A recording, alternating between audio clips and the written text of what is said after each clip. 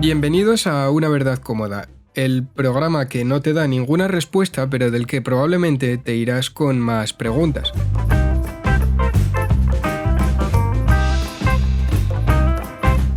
Yo soy Ismael López Fauste y conmigo está Adán Ruiz Román. ¿Cómo estás, Adán? Muy bien, don Jesús Ismael López. Aquí un día más contigo. No me habías dicho que te llamabas Jesús, tío. O sea, todos los días hablando de Jesucristo, hablando No me llamo Jesús ni mi apellido es mi padre. ¿Es tu padre? Es mi padre, claro, es el apellido. El otro día te fui a etiquetar y busqué, no sabía cuál era una de tus redes, no me salía, lo busqué y me salía ese nombre. Digo, joder, como se llame Jesús y no me lo haya dicho, o sea que es tu padre. Sí, espera, vamos a empezar por orden de prioridades. Vamos de menos importante a más. En el programa de hoy vamos a hablar del Red Scare, del macarcismo, porque en el programa anterior hablamos de la Inquisición, concretamente la Inquisición española, y ya nos vamos pues al siglo XX para hablar de eso, de cómo se crearon otras inquisiciones laicas y cómo en general pues funcionó la censura y se llegó a justificar la persecución de colectivos gracias a, en este caso, no la religión, sino la política. Y ahora, en otro orden de cosas más importantes, lo que estábamos comentando hace un momento es que mi padre hizo un pedido online de redes, porque le gusta hacer redes en la cuarentena porque se aburre, usando el correo electrónico del podcast. Y es muy bonito cuando vas a subir algo a redes y ves que tu compañero ha visto bastantes vídeos sobre pesca y dices, Ismael, podríamos hablar un día de pesca en Una Verdad Cómoda. Pero resulta que no es él, o sea, estoy tan defraudado como las 8 personas que nos están oyendo. No, lo de pesca, si nos salen sugerencias de pesca es porque es como cuando te salen sugerencias de reggaetón. Yo creo que es como el youtuber dice, este es el estándar de recomendación que voy a dar, vídeos de pesca y vídeos de reggaetón. Bueno, vamos a darle al estándar que tenemos. Te traigo 3 cosas muy guapas que es que va a petar tu cabeza. Vamos a hablar de la caza de brujas americana, ¿no? La buena. Ajá. La del siglo XX, la anticomunista, por eso decimos lo de la buena, ¿no? Porque habrá algún seguidor del Comité de Actividades Antiespañolas que dirá, eso es lo bueno, tal. Vamos a ir luego a las brujas de Salem, al siglo XVII, y luego, tío, he descubierto una cosa maravillosa, que es de lo que acusaban durante del proceso de las brujas de Salem, de lo que acusaban a esa gente, tenía una explicación científica, ¿vale? Y esa explicación científica ocurría también en esta zona en la que estoy hablándote ahora, en Castilla, y se curaba aquí, tío. Esto es acojonante. Luego te lo voy a contar, no te preocupes. Maravilloso. Pues vamos a empezar ya, porque la verdad es que eso no lo sabía. O sea, de Salem sé un poquito, porque, como siempre, rentabilicé mi ser gótico, entonces claro, ya venía documentado de casa, pero que no nos engañen, el primer conocimiento que tuvo Ismael de Salem era el gato de Sabrina, Cosas de Brujas. Mi personaje favorito. Era el mejor de la serie. No de la serie, de la historia. O sea, creo, lo digo en serio, o sea, pongo la mano en el fuego si hace falta. Para mí Salem creo que es el mejor personaje que he visto nunca en ningún tipo de producto audiovisual y no tengo claro si novela. Era para los que no lo sepan, era un brujo encerrado en el cuerpo de un gato, como una especie de condena.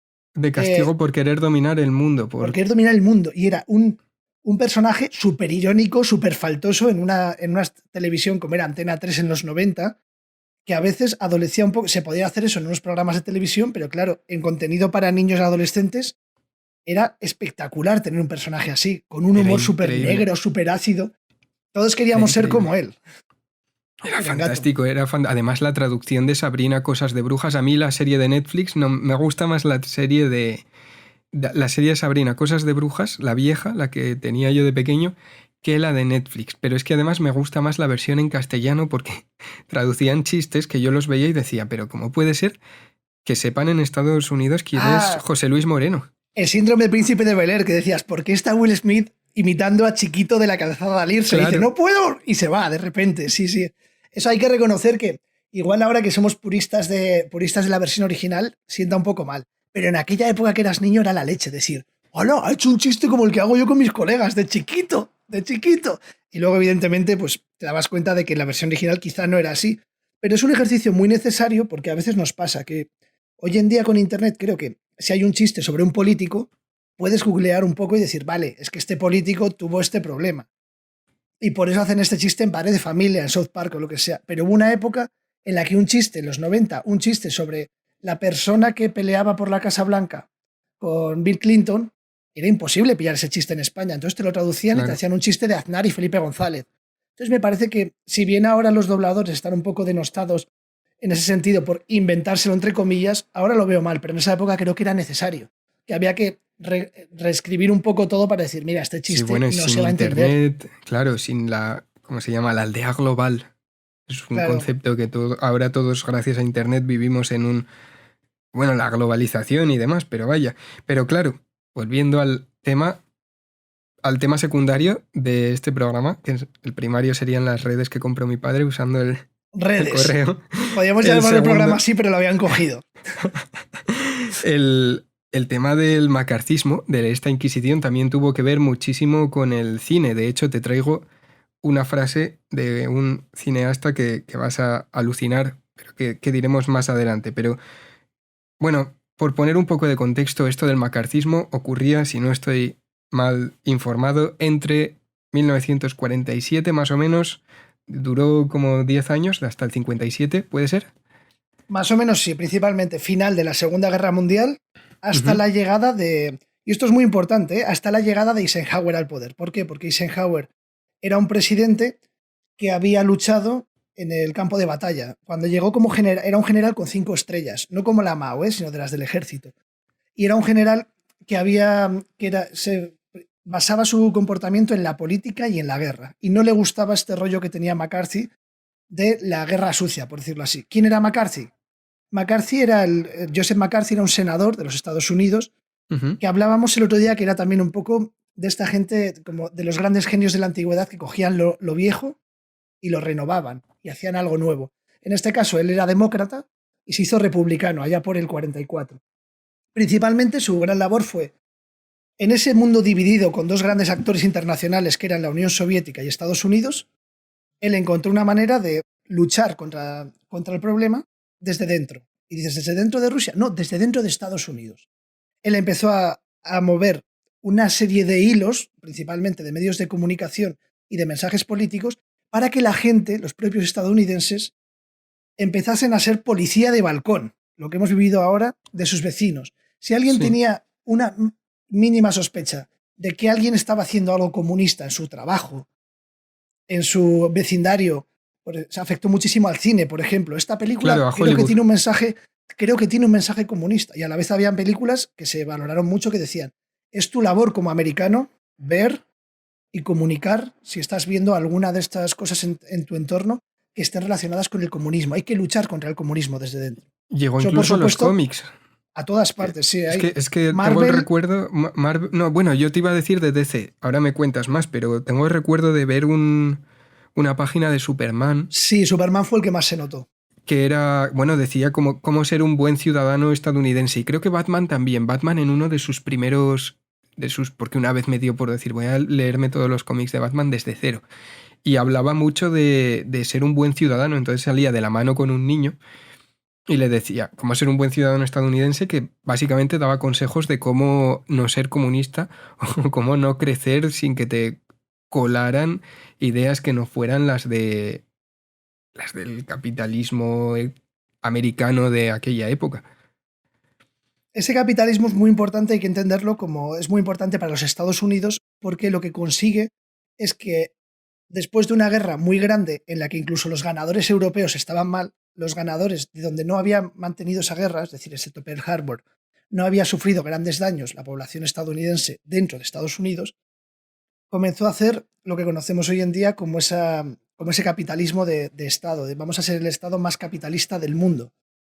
Por el contrario, teníamos a Mao Zedong, que llegó al poder en China y fundó en la China comunista, el Partido Comunista Chino, pasó a ser el partido que más mandaba y se empezó a hacer la China comunista que hoy conocemos. Y hago un poco de comillas en el aire.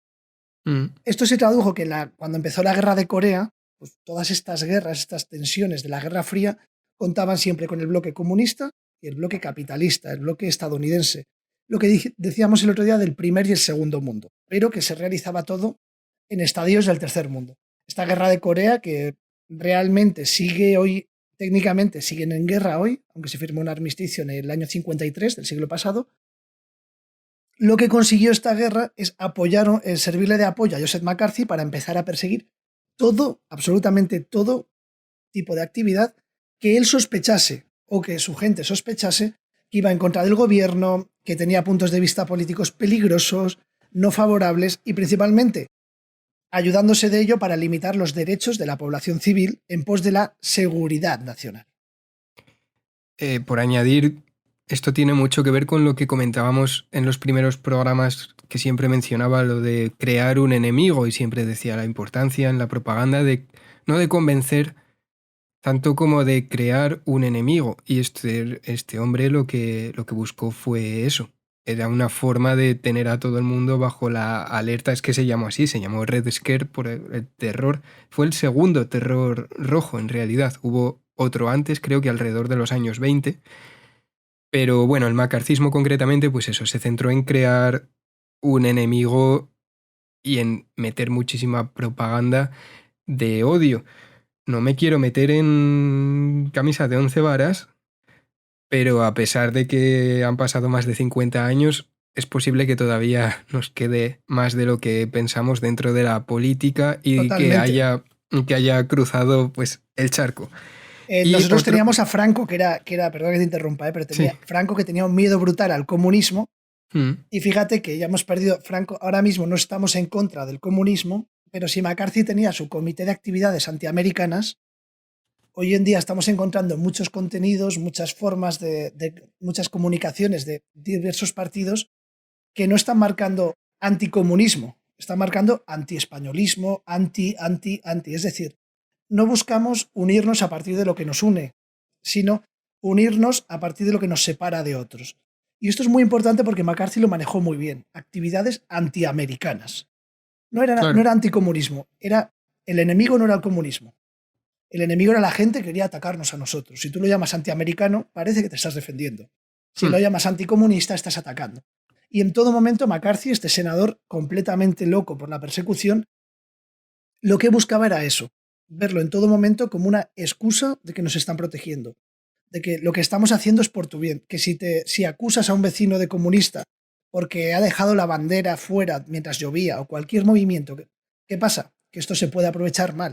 Fíjate, esta misma semana, hoy mismo, Donald Trump ha dicho que está por las redes rulando que quiere prohibir cualquier colectivo antifascista como terrorista. Sí, quiere... bueno, yo acabo de ver el tweet que los quiere meter como, Como como grupos terroristas. algo terrorista, eso es. ¿Te suena que aquí se hizo algo parecido, no? En los 90, gente que quemaba un contenedor fuera de cierta comunidad autónoma era vándalos, y si Sí, los quemaba dentro dentro ya. de una comunidad autónoma era terrorista. Porque hubo una pequeña caza de brujas. Es verdad que existía un mal, pero lo que no podía hacerse era coger a toda la gente que tú quieras perseguir y decirle, bueno, pues ya que voy a ponerte dentro de este mal, te voy a clasificar dentro de esto que está ocurriendo para meterte por terrorismo, por algo antipatriótico, y aquí es donde surgió un poco este movimiento político de la caza de brujas. Es decir, Eso buscar a te iba a gente para comentar. perseguirlo. Se denominó. O sea, no fue porque a veces decimos la caza de brujas, tal. Yo no sé en la Edad Media si la gente decía han venido a hacer una caza de brujas. Pero esta vez sí que se usó el término caza de brujas por los afectados. O sea, Completamente. si os da por buscar, eh, veréis el término witch hunt. Así que sí que lo usaron, porque además, bueno, es que lo interesante de esto en comparación con el programa anterior, por ejemplo, a mí que me da esta curiosidad, es que la Inquisición afectaba, había gente poderosa y había, bueno, gente poderosa, pues los judíos, todo esto que comentábamos, ¿no? De las deudas, que se debía dinero y que era una forma de quitárselos de en medio. Pero luego también había gente pobre, como muy probablemente fueran los colectivos, grupos de mujeres que fueron afectados y que se llevaron a la hoguera Sí, por lo que decimos tribunales y siempre, demás. cualquiera de estos movimientos principalmente afecta a la gente más pobre, a las minorías étnicas y a las mujeres. Es muy Pero típico, esta sí. vez afectó a los medios de comunicación y a Hollywood, que era, bueno, también tenía mucha vinculación, de hecho todavía sigue siendo un argumento la vinculación de Hollywood con el colectivo judío, pero, Pero afectaba a gente poderosa, gente bastante visible, no Sí, era hubo le mucha fastidia gente en la pequeñitos. industria a favor. O sea, John Wayne, por ejemplo, y muchos de estos actores que hoy se ven como hitos heteronormativos de la masculinidad americana, de pitillo, tortazo a la mujer, soy un hombre y putos comunistas, esa Mm, gente también hizo mucho a favor. Es decir, empezamos a ver que esa caza de brujas tenía bastante de la caza de brujas inicial. Es decir, es que la están apoyando gente con poder. No es lo mm. mismo que en tu pueblo acuse tu madre, acuse a la vecina de brujería, que venga el cura y acuse a alguien de brujería. Siempre que hay un creador de opinión, es mucho más importante. Lo que decíamos antes, si aparece Superman diciendo, compórtate como un auténtico americano, no es lo mismo que te lo diga Superman a que lo digas tú en tu Instagram o yo en el mío, que nos sigue poca gente. Superman, tío. En Ya. aquella época no había redes sociales, pero había un icono de la americanización, que eran el Capitán América, Superman, los hombres perfectos. De hecho, se juega un poco con el personaje del Capitán América, juega un poco con eso también. Antes de ser un superhéroe, era un hombre preparado por el gobierno para ir como dando ejemplo, una acción ejemplarizante de el auténtico americano. El Capitán América es muy interesante porque a diferencia, bueno, ¿tú lo compararías con, dirías que es el equivalente de Marvel, la respuesta de, bueno, no sé ni si iba antes, pero dirías que Superman y el Capitán América son equivalentes entre Marvel y DC? Mm, hay ¿Se una te pequeña ocurre otro más? Es que siempre hay como una respuesta de una editorial a otra al mismo concepto de Hay héroe. algunas. El gran bastión de Marvel siempre ha sido Spider-Man. Y sí que hay Sí, otros, por ejemplo, Masacre tiene a Lobo. Hay algunas que se ven muy claras. En el caso del Capitán América y de Superman, creo que no nacieron como tal, o por lo menos creo que no, pero sí que se han utilizado como tal. Es decir, Spider-Man ya era el buen vecino de América. sí, Spider-Man no, te iba a hablar de ya eso, de era, que ya se hablaba de él como un. Pero el que se politizó, por decirlo así, pues eso es, evidentemente en el nombre está Capitán América, no ya. Capitán Estados Unidos. Pregúntale a un guatemalteco de la época si se siente identificado con el Capitán América. Pregúntale a un hombre que tenga una rodilla de un policía en el cuello si se siente identificado con ese hombre ario, musculoso y proamericano. Pero precisamente eso es como. Es el equivalente a lo que ocurre en la historia realmente. Llega Eisenhower al poder, McCarthy empieza con Truman, Truman ve bien esta acción del anticomunismo, y Eisenhower es el que llega y dice de repente, no, no, no vamos a ganar con un método de guerra. No lo dice así, pero lo considera una guerra un poco sucia. Volvemos al americano que era Eisenhower. Era un hombre que había luchado en Normandía, que había perdido a hombres en el campo de batalla, que había luchado por su país. Y en vez de querer ganar con una guerra sucia de acusaciones y demás, él quería ganar de otra manera. ¿Eisenhower qué hacía? Eisenhower fue de los primeros que empezaron con este rollo que conocemos hoy en día de destrozar el tercer mundo haciendo lo mío. Es decir, Mm. derrocación de un presidente electo en Guatemala, colocación de dictadores en Latinoamérica de mi color para que el otro color, el rojo, no pueda controlarlo y demás. Eisenhower quería ganar en el campo de batalla y le parecía desleal e incluso podría decirte que, por lo que he leído, yo creo que había un poco de este rollo de la hombría americana. Le parecía un poco algo achacable, algo ruin, algo incluso femenino u homosexual. ¿Por qué te digo esto? Porque resulta que el señor McCarthy acabó, es increíble cómo acabas con tu propia medicina. Eso te iba a Eh, fue su McCarthy, fin. sí, sí, acabó Se metió con quien no borracho debía perdido, y... Ah, sí, bueno. acabó con un alcoholismo brutal, Ujú. fue inculpado de bastantes cargos, aunque luego fue exculpado por el Senado. Eso ya hizo exactamente lo que él hacía. Fue acusado de algo, se lo hicieron, y aunque Sí, luego fuese exculpado, eso ya no se lo quitó ese San Benito. ya. El Senado sí que es verdad que le exculpó, pero censuró bastante los métodos que había utilizado en sus investigaciones y Un empezó ese momento, calvario. antes de entrar ahí, lo que me he podido leer sobre el final de McCarthy fue que, no sé si interpretarlo así, pero se volvió prácticamente un paranoico y lo Sí, que se acabó volvió haciendo muy fue loco. meterse con los suyos propios, empezó hasta a meter al ejército en su caza de brujas o a Sí, cargos... principalmente cualquier cargo político militar que no se significase muy a favor de él, Ujú, hasta luego. Entonces, claro, ¿qué pasó? Que empezaron a utilizar esa propaganda, la utilizaron contra él. ya. Los periódicos empezaron a hacer caricaturas suyas. Decía lo de la hombría y todo esto, porque se empezaron a difundir rumores sobre su supuesta homosexualidad. Es muy gracioso porque si vas al blog de César Vidal, que tenía el otro día buscando cosas sobre McCarthy, César Vidal en Libertad Digital, ¿por qué cayó el senador McCarthy? Cuando habla de su homosexualidad pone entre dos guiones, supuesta y falsa homosexualidad. César Vidal cree, ese historiador, periodista, esa fusión de ti y de mí, pero mucho más facha, si alguno de los dos lo fuésemos, remarca bastante eso de la falsa homosexualidad. Principalmente lo que tenemos aquí es su propia medicina. De hecho, muy listo McCarthy, adoptó una niña en ese tiempo, en plan, soy el típico americano para que veáis que soy buen nombre, incluso he adoptado a una pobre niña que no tenía un hogar para limpiar un poquito su imagen, pero aún así no le funcionó. Es decir, la sombra política que él había creado, ese terror que había creado, le terminó afectando y fue una gran caída. Terminó muriendo con una hepatitis brutal, porque él pues estuvo haciendo el Ortega Cano bastante tiempo para sobrellevar su depresión, y el hombre pues acabó bastante joven para la época, acabó fallecido.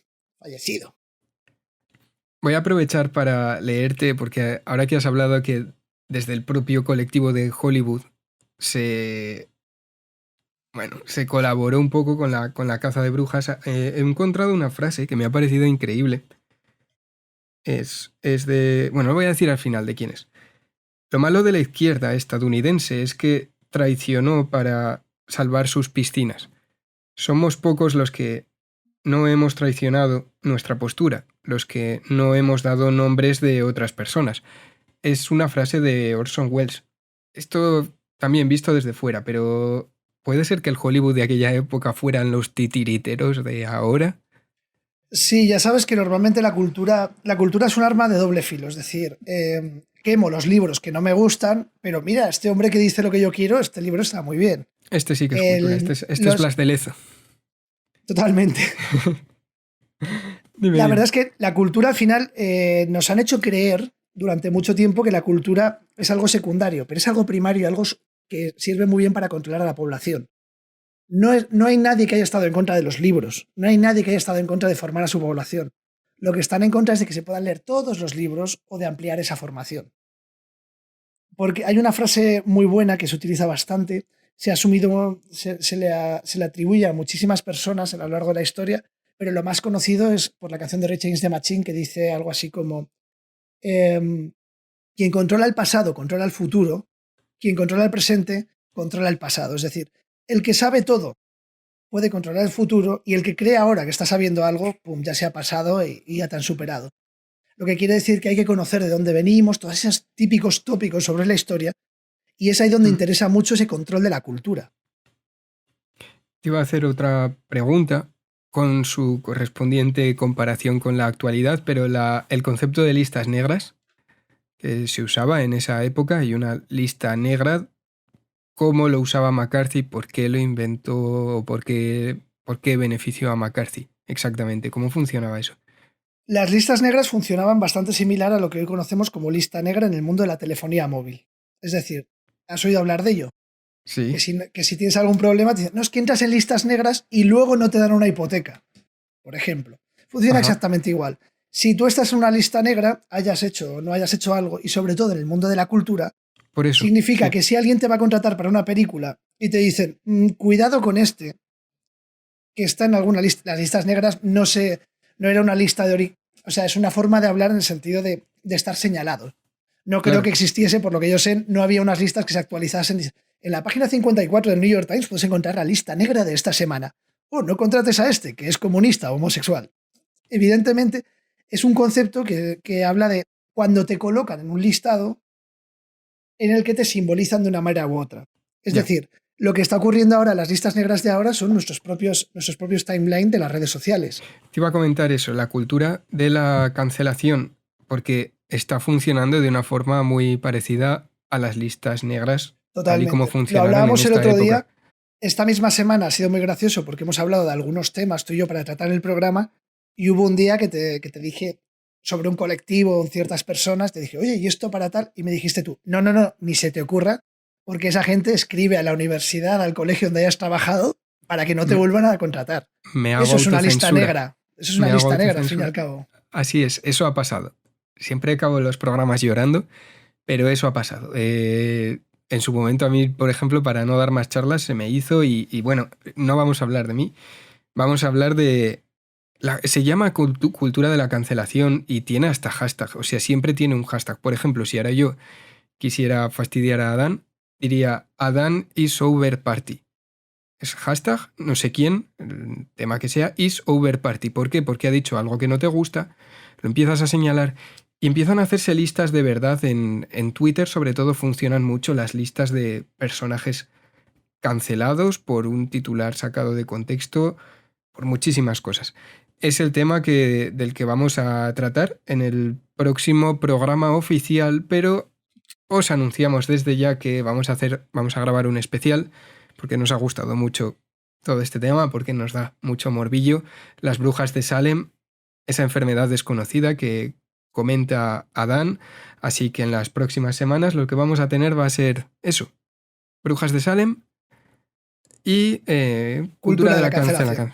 En el siglo actual, en la época actual, no sé si crees que es una forma de inquisición también. Además, hemos puesto ejemplos, suceden los dos.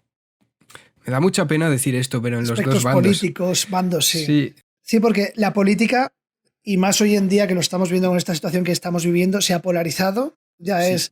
Es como ponían el ejemplo ayer en varios medios de que es como la liga de fútbol, ¿no? Que hay dos que pugnan por ello y el resto que, bueno, pues que colaboran un poco sin quererlo, pero sí, ponían el ejemplo del Madrid y el Barça, ¿no? Que cuando juegan contra el último de la clasificación, pues esa victoria es tan importante como cualquier otra. Pero la liga es Madrid y Barça. Creo que yo no sé mucho de fútbol y algunos dirán, no, porque hay uno en el Atlético de Madrid y el Logroñés están haciendo grandes cosas. Ni idea de ello. Pero es verdad que están polarizándose a eso, que eres del uno o del otro. A ti y a mí no nos gusta el fútbol, pero seguramente apoyemos al Madrid o al Barça, ¿no? Ha sido la persona que menos no solo sabe, sino más orgullosamente se declara ignorante sobre el ámbito del fútbol. O sea, es que no tengo ni idea. Aquí hay una frase en ciertos sectores reaccionarios de la cultura burgalesa que me hace mucha gracia siempre, que es como, no, nosotros somos antifútbol y anti-Madrid. Que me parece que resume muy bien muchas de estas ideologías que se unen al deporte, ¿no? Que dices, bueno, a ver, yo me la suda el fútbol, pero es que los putos catalanes, y entonces eres del Madrid. O me la suda el fútbol, cosas. Pero los del Madrid es que son unos fachas. O sea, al final estamos mezclando deporte y llega un punto en el que se mezcla eso con que al final eso no deja de ser xenofobia. Es decir, una vaya sirena, vaya sirena del GTA está sonando por ahí. ¿Es mía o es tuya? Esa es mía, es mía. Vaya Burgos, ¿eh? Burgos, es que a ver, mi calle está de camino en línea recta al hospital. O sea, vivo en línea recta verdad. A 1 kilómetro del hospital, entonces a veces pasa eso. Es mucho más gracioso a las 5 de la mañana en verano. Sí, claro. Mira, una cosa que admiro del mundo del fútbol, al margen del rollo hooligan serio, es el pique de broma. Es muy bonito el pique de broma, ¿eh? Por eso, o sea, ya que tenemos una política que es un circo, podía haber piques de broma, de broma de verdad. Te estás ahí pegando por si a Abascal o Pablo Iglesias. Y a Pablo Iglesias ni le importas a Abascal ni le importas a Pablo Iglesias, o sea, eres... Me voy a pasar aquí, pero eres una estadística. O sea, los partidos al final hacen eso. Y esto, lo que has comentado, salía publicado en La Vanguardia. Me pareció un reportaje súper valiente dentro de este ámbito también de cazas de brujas. Porque ahora, por ejemplo, la caza de brujas va contra el neutro. O sea, es como si no estás contra uno, estás con el enemigo. ¿Quién es el enemigo? No lo sé, el que me cae mal. De hecho, yo siempre me he considerado antifascista, pero ahora mismo si dices algo como, bueno, estoy de acuerdo con una cosa de las que dice un partido de ultraderecha, pues imagínate, dice Vox ahora que va a dar más dinero a investigación médica. Evidentemente, por cómo somos nosotros, diremos, esa medida me parece bien.